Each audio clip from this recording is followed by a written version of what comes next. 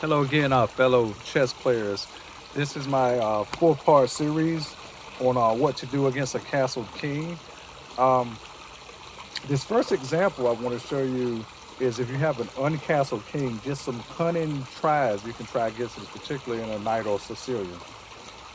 Here, this is Paul Kires versus Kotal in Budapest 1950. This position has arisen from a Sicilian knight, and it is white to play.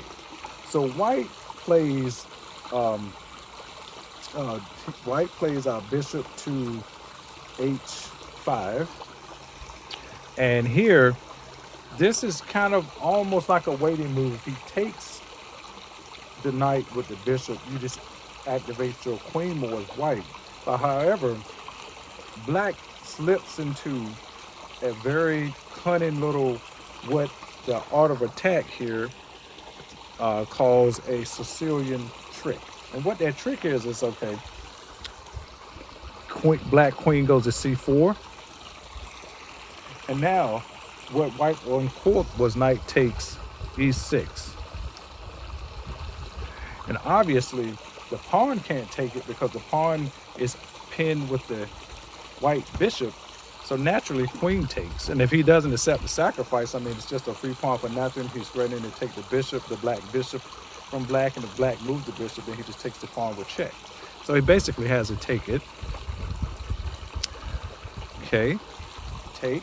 And now the follow-up to this is knight to d, knight to d5. Now the threat here is now you look at what happened here to this trick.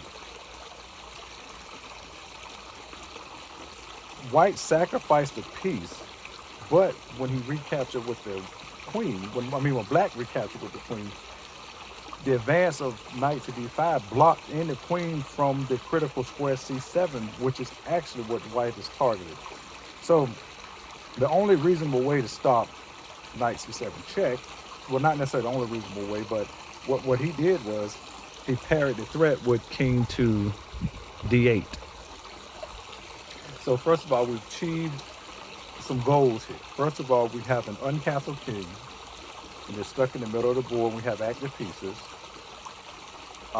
You have a king that has lost his right to castle, and again, he put himself into a self pin, and although you did sacrifice a piece for a pawn, I mean there is some compensation here. And in fact, this position is good for white.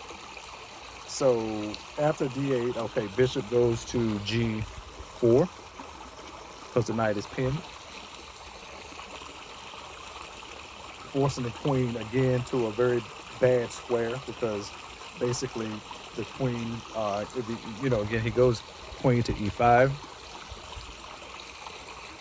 and then pawn f4, again forcing the queen to a much worse square. At this point, the pawn is he's forced to take e4. Queen takes e4,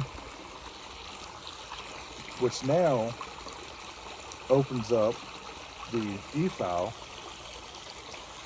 And but before white takes advantage of that, he's going to remove some defenders here, which he's going to take bishop takes d7. Bishop takes d7. Bishop takes d7. And now, finally, white takes f6.